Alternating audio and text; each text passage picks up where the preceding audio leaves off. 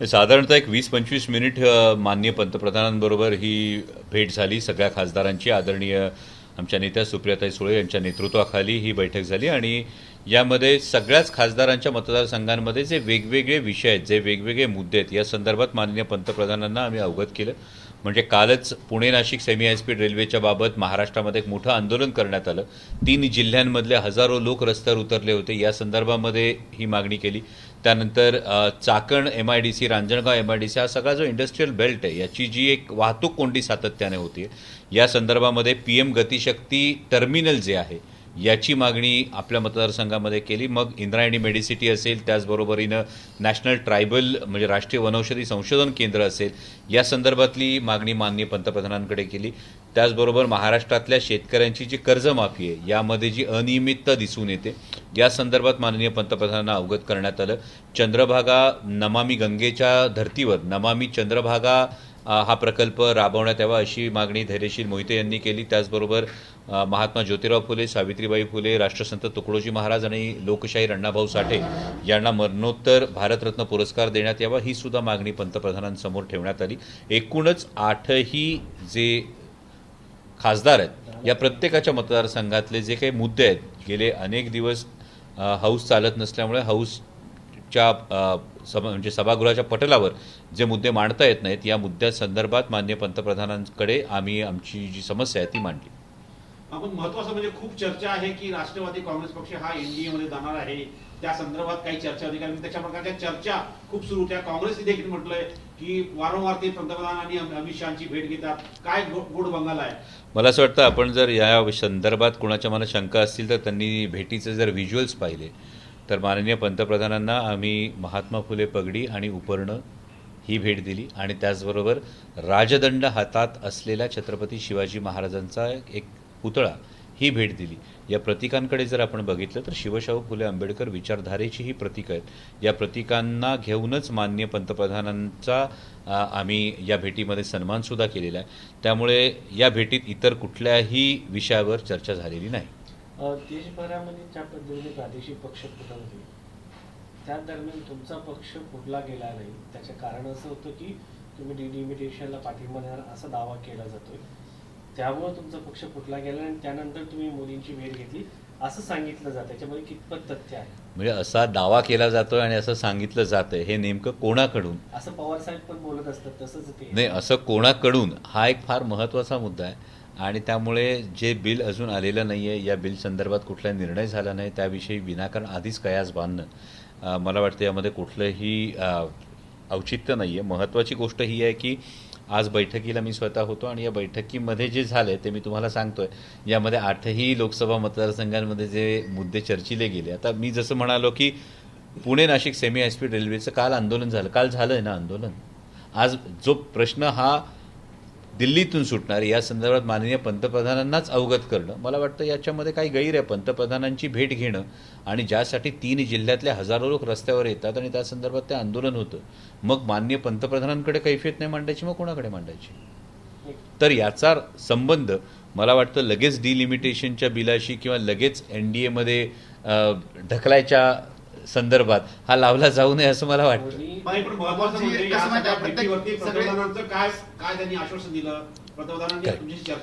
यामध्ये माननीय पंतप्रधानांनी हे सगळे मुद्दे समजून घेतले. रेल्वेच्या बाबतीत तर पुणे नाशिक रेल्वेचा नेमका मुद्दा काय आहे, GMRTचे नेमके ऑब्जेक्शन्स काय आहेत आणि अनेक ठिकाणी प्रकल्प होऊ नये म्हणून आंदोलन केलं जातं, परंतु हे आंदोलन प्रकल्प व्हावा यासाठी केलं गेलेलं आहे याविषयी पंतप्रधानांनी आवर्जून सांगितलं की याची संपूर्ण व्यवस्थित माहिती घेऊन याच्यावर काय आपल्याला तोडगा काढता येईल या संदर्भात नक्की आपण पावलं उचलू हे त्यांनी आश्वस्त केलं.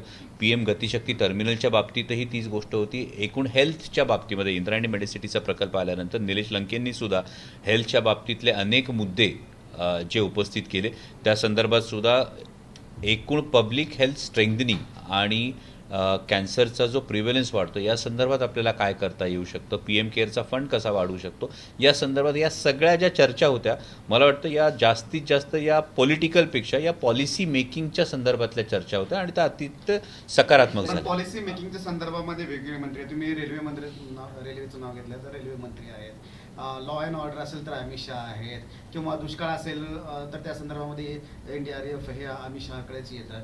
तर वेगवेगळ्या विषयासाठी वेगवेगळे मंत्री आहेत, तर तुम्ही मंत्र्याकडे न जाता थेट पंतप्रधानाकडे गेलात. तर यामध्ये रेल्वे मंत्री महोदयांना अनेकदा या संदर्भामध्ये भेटून सुद्धा झालेलं आहे. या संदर्भात पार्लमेंटच्या फ्लोअरवर सुद्धा या गोष्टी झालेल्या आहेत आणि यानंतर आता you have to go to the higher authority.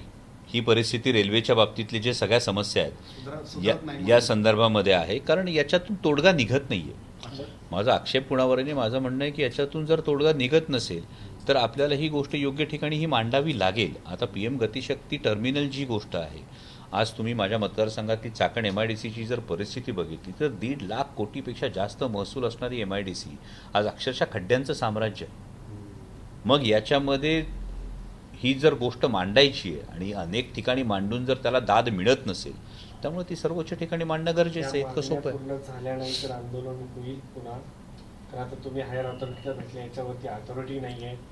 त्यानंतर तुमचं आंदोलन याच्यामध्ये अधिक तीव्र होणार की यापुढे काय भूमिका? नाही, नक्कीच यापुढे आता त्यांच्याकडून काय पावलं उचलली जातात हे पाहू. महाराष्ट्र सरकारला त्यांच्याकडून काय सूचना जात आहेत, कारण यामध्ये काही पार्टी महाराष्ट्र सरकार सुद्धा आहेत, काही गोष्टी या पूर्णपणे केंद्र सरकारच्या अखत्यारीत आहेत. त्यांच्याकडून काय पावलं उचलली जात आहेत ती पाहू, कारण ही गोष्ट घडली पाहिजे, ही गोष्ट झाली पाहिजे, यासाठी आम्ही सगळे आग्रहीच आहोत. डॉक्टर ह्यांच्या पवारसाहेबांच्या तब्येतीची मोदींकडे विचारपूस केली गेली, त्यांची एनर्जीचं त्यांनी कौतुक केलं असं वाटलं.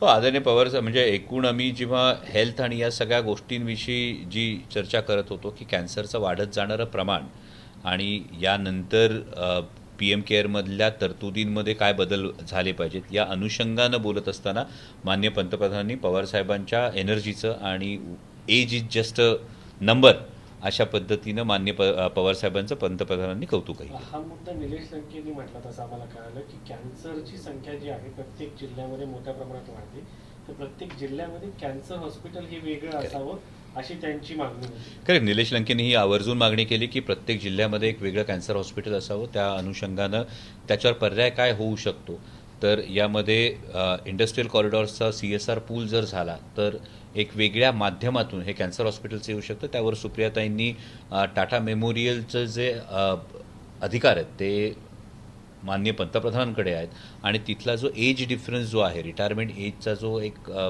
फरक आहे, या संदर्भामध्ये त्यांचं लक्ष वेधलं होतं. सर, चाकण MIDC संदर्भातला एक प्रश्न आहे की 20 कंपन्या स्थलांतरित होणार असं कळतंय आणि 1,000 कोटींचा फटका बसणार आहे. यामुळे जवळपास 4,000 कर्मचाऱ्यांच्या रोजगारावरही याचा परिणाम होऊ शकतो. तर याबद्दल तुम्ही काय सांगाल? आज तुम्ही चाकण MIDCची जर परिस्थिती बघितली तर अतिशय दारुण परिस्थिती आहे. 1.5 लाख कोटीपेक्षा जास्त महसूल आणणारा जो इंडस्ट्रियल बेल्ट आहे तिथे अक्षरशः खड्ड्यांचं साम्राज्य आहे. 2-2 किलोमीटर जाण्यासाठी अक्षरशः 2 किलोमीटरला जर 2 तास लागत असतील, शाळकरी मुलं आहेत त्यांना शाळेत जाण्यासाठी सुद्धा अनेकदा वाहनातून उतरून पायी जावं लागतं, ते 2-2, 3-3 तास त्या वाहतुकीत खोळंबतात. यामध्ये पुण्याच्या जिल्हाधिकाऱ्यांनी आदेश दिलेले आहेत की हे खड्डे त्वरित बुजवण्याच्या संदर्भात दिलेले आहेत. महाराष्ट्र सरकारला सुद्धा मी पत्र दिलेलं आहे की यामधला तळेगाव चाकण शिक्रापूर रस्त्याचा 59 कोटी रुपयांचं टेंडर निघालेलं आहे आणि आजही रस्त्यांवर जर खड्ड्यांचं साम्राज्य असेल तर मग या अधिकाऱ्यांवर कारवाई कोण करणार, याची जबाबदारी कोणाची?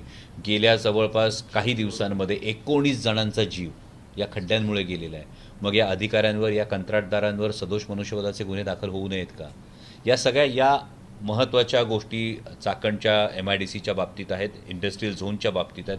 आणि आज पंतप्रधानांना भेटल्यानंतर PM गतिशक्ती टर्मिनलची जी मागणी केलेली आहे की जो चाकणचा विमानतळ हा गेला, म्हणजे चाकणचा विमानतळ जो पुरंदरकडे स्थलांतरित झाला, त्यानंतर मग चाकण, रांजणगाव, छत्रपती संभाजीनगरपासून छत्रपती संभाजीनगर, रांजणगाव, चाकण, तळेगाव ते पोर्ट हे जोडणारा एक डेडिकेटेड फ्रेट कॉरिडॉर जी सरकारची भूमिका आहे आणि त्या फ्रेट कॉरिडॉरच्या अनुषंगानं या परिसरामध्ये, चाकण परिसरामध्ये डेडिकेटेड PM गतिशक्ती टर्मिनल ही मागणी सुद्धा केली. कारण या कॉम्प्रिहेन्सिव्ह मोबिलिटीचा हा विषय सोडवल्याशिवाय, जे आपण म्हणालात की या कंपन्या स्थलांतरित होतात, ह्या वाहतुकीची कोंडी होते, या कॉम्प्रिहेन्सिव्ह मोबिलिटीशिवाय याच्यावर तोडगा निघणार नाही. सर, या खूप आंतरराष्ट्रीय दर्जाच्या कंपन्या, म्हणजे यातल्या बऱ्याचशा Volkswagen असेल, त्यानंतर मग हुंडाई असेल, त्यानंतर मर्सिडीज बेंझ असेल, या सर्व आंतरराष्ट्रीय स्तरावरच्या MNCs आहेत, मोठ्या कंपन्या आहेत. एका बाजूला सरकार अनेक विदेशात जाऊन MOUs करतं वेगवेगळ्या स्वरूपाचे, आणि दुसऱ्या बाजूला चाकण MIDCची ही परिस्थिती.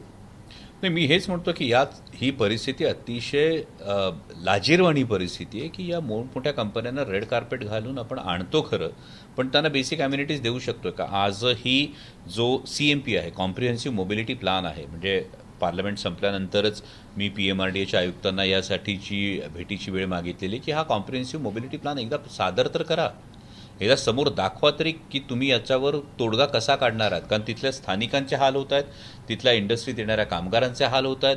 म्हणजे जर 19 जणांचा अवघ्या काही दिवसांमध्ये खड्ड्यात पडून जर मृत्यू होत असेल तर हे कुठल्याही गोष्टीला भूषणावह नाही आहे, आणि त्यासाठी हा कॉम्प्रिहेन्सिव्ह मोबिलिटी प्लॅन बनणं हे गरजेचं आहे. खरं तर प्रत्येक वेळेस पॉलिसी म्हटलं की महाराष्ट्र चांगल्या पॉलिसी द्यायचा, पण या सगळ्या संदर्भामध्ये फक्त आता चाकणच नाही तर पिंपरी चिंचवडमधून देखील मोठ्या प्रमाणात इंडस्ट्री बाहेर जात आहेत.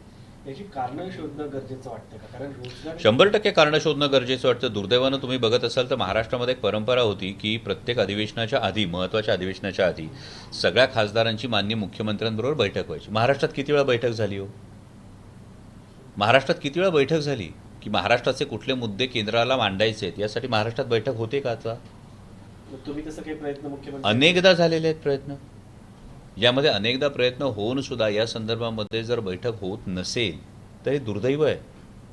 म्हणजे चाकण MIDC सारखा मुद्दा असेल, आता मी पुणे नाशिक सेमी हायस्पीड रेल्वेचा जो मुद्दा आहे यामध्ये महाराष्ट्र सरकारचा स्टेक नाही का?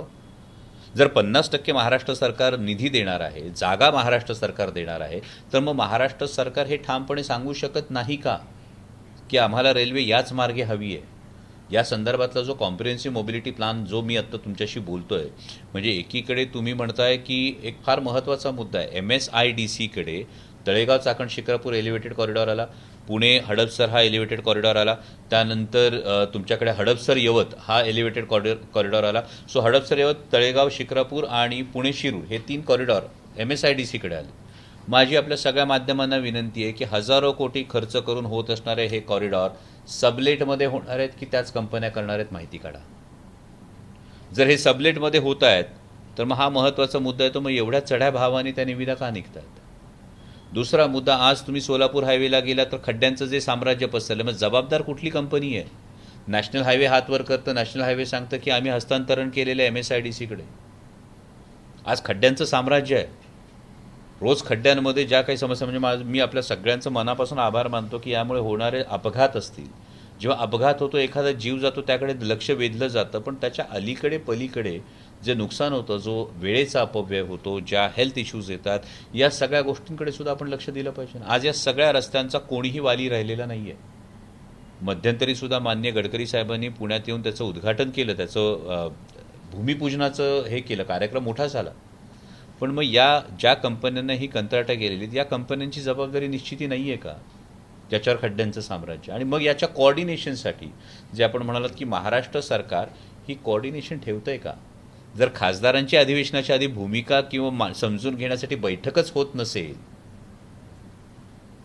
तर मग हे दुर्दैव हे आहे की यामुळे हे समोर यावं लागतं. आजही पंतप्रधानांकडे ही मागणी करत असताना मी आवर्जून ही गोष्टीचा उल्लेख केला की हे जे सगळे प्रकल्प मी तुमच्याकडे घेऊन आलेलो आहे, या सगळ्या प्रकल्पांच्या बाबतीमध्ये महाराष्ट्र सरकारकडे वारंवार पाठपुरावा करून सुद्धा म्हणावा तसा प्रतिसाद मिळत नाही आहे.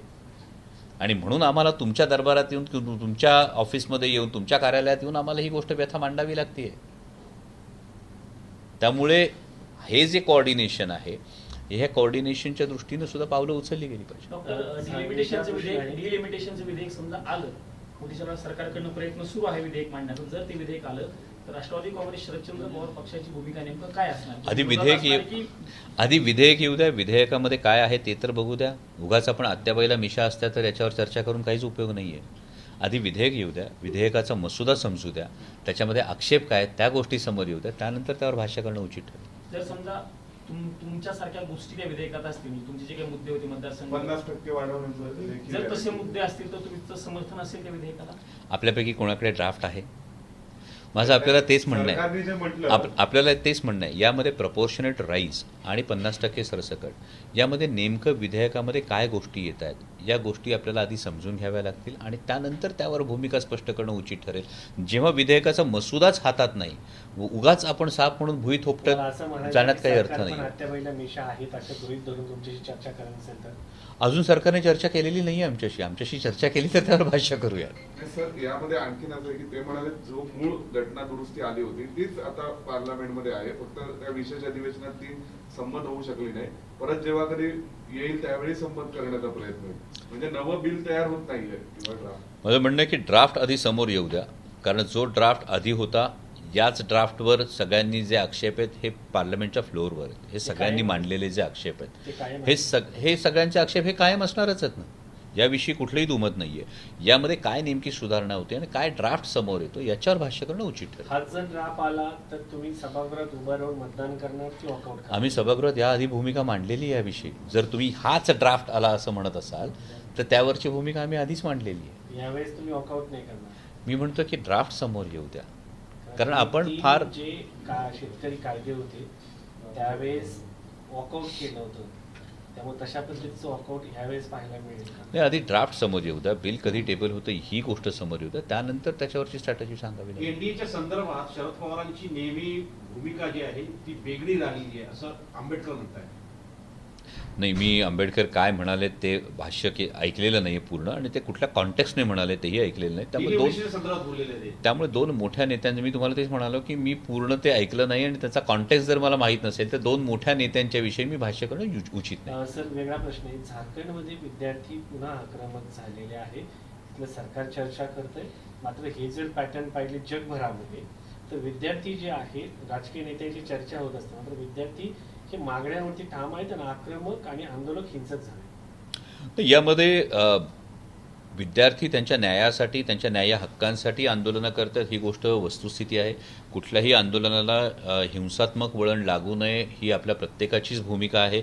परंतु या सगळ्यामध्ये केवळ मागण्या नाही तर एकूणच शिक्षण पद्धतीमध्ये आमूलाग्र बदल होण्याची ही आवश्यकता आहे, नितांत आवश्यकता आहे. केवळ वरवरची मलमपट्टी करून चालणार नाही, एकूणच शिक्षण पद्धतीचा सारासार विचार होणं गरजेचं आहे. म्हणजे एक साधं उदाहरण, जेव्हा आपण मेडिकलच्या बाबतीत म्हणतो तर मेडिकलच्या सीट वाढल्या हे आपण अनेक ठिकाणी ऐकतो, पण किती सीट वाढल्यानंतर किती प्रोफेसरच्या जागा अजून रिक्त येतो? गेल्या 12 वर्षांमध्ये जर आपण रिसर्चचा विचार केला तर रिसर्चच्या बाबतीमध्ये किती फार्मॅकॉलॉजिकल मॉलिक्युल्स हे भारताने संशोधित केले, तो आपण याची उत्तरं शोधा ना एकदा. याची उत्तरं शोधली तर आपल्याला एकूणच शिक्षण पद्धतीकडे किती वेगळ्या दृष्टिकोनातून बघायचं गरज आहे हे अधोरेखित होतं, आणि हीच तर विद्यार्थ्यांची मागणी आहे. याविषयी काही पंतप्रधानांची चर्चा झाली तुमची? नाही, पंतप्रधानांची आजही चर्चा झाली. मागे हाऊसमध्ये सुद्धा टेबल केलेलं जर तुम्ही स्पीच बघितलं असेल तर त्यामध्ये हीच गोष्ट होती. माननीय सुप्रियाताई सुळेंनी सुद्धा यामध्ये या ज्या परीक्षा घेतल्या जातात NTA अनुषंगानं, नॅशनल टेस्टिंग एजन्सीच्या अनुषंगानं त्यांनी जे मुद्दा मांडला होता की किती रिसर्चर्स हे इतर एक्झामिनेशनसाठी असतात, ते एक्झामिनेशन पॅटर्न सेट होण्यासाठी असतात, या सगळ्यावर ना सारासार विचार होणं गरजेचं आहे. आज तुम्ही जेव्हा विचार करता मेडिकलच्या बाबतीत सुद्धा, जेव्हा तुम्ही ऑब्जेक्टिव्ह टाईपचे क्वेश्चन पेपर सेट करता, तर ऑब्जेक्टिव्ह टाईपचे क्वेश्चन पेपर सेट करून तुम्ही नेमके कुठले डॉक्टर घडवताय? आम्ही याचा कधी विचार करणार आहोत की आम्ही फक्त वरवरच्या मलमपट्ट्या, आम्ही एवढ्या जागा वाढवल्या, त्यातून आम्ही किती खरोखर केपेबल लोक आणले? या सगळ्या गोष्टींचा विचार होणं गरजेचं आहे. त्यामुळे ही जी आंदोलनं होत आहेत, ही आंदोलनं केवळ तात्पुरत्या मलमपट्टीने नाही तर एकूणच शिक्षण प्रणालीमधल्या आमूलाग्र बदलांनी सोडवणं गरजेचं आहे. थँक्यू. ABP माझा, उघडा डोळे बघा नीट.